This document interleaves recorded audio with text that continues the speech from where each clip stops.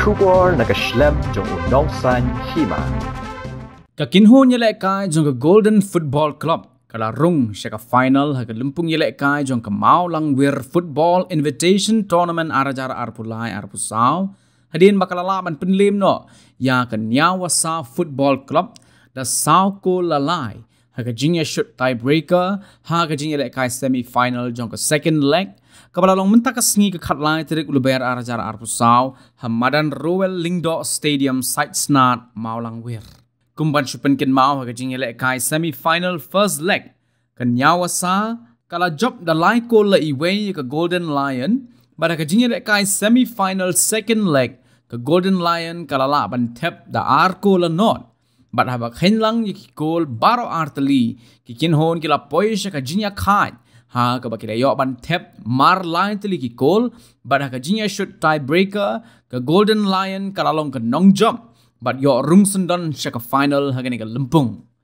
Ya ka nam man of the match hagani ka sngi la yo ra da urang up cool jong ka Golden Lion Football Club. Ka Mau Langwir Sports Club kala pentip ru baka jinyalek ka semi final ka baar la ni ka second leg kan long hapeng ka shlong la jong persya ya ka KMC Sonapur but kini ki art li kin hon kin se yakni ban Rung siya ka final haga arpu wetrik ulber arhajar arpu sa.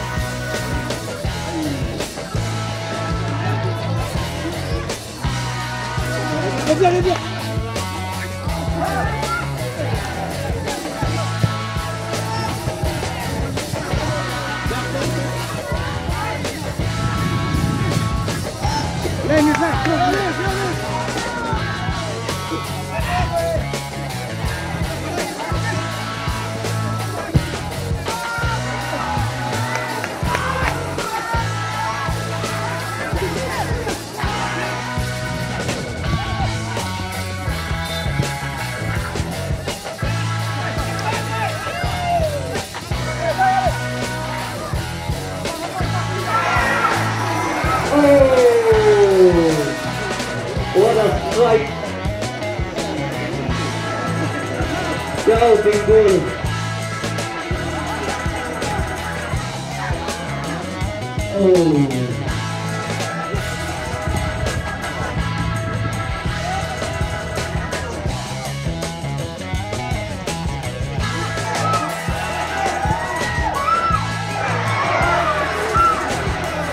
Pelota kecil dah kai ke poin kecilnya kai.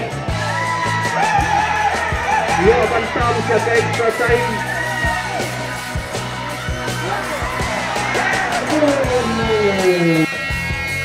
Pelota yang berita.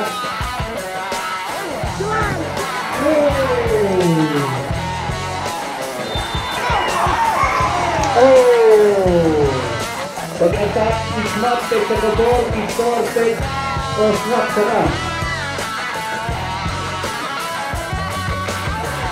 Lalu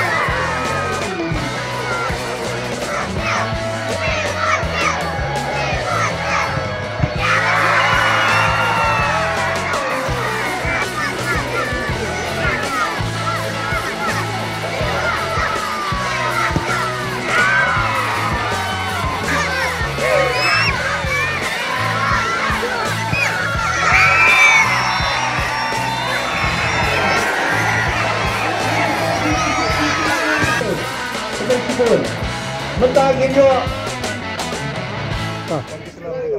Belajar.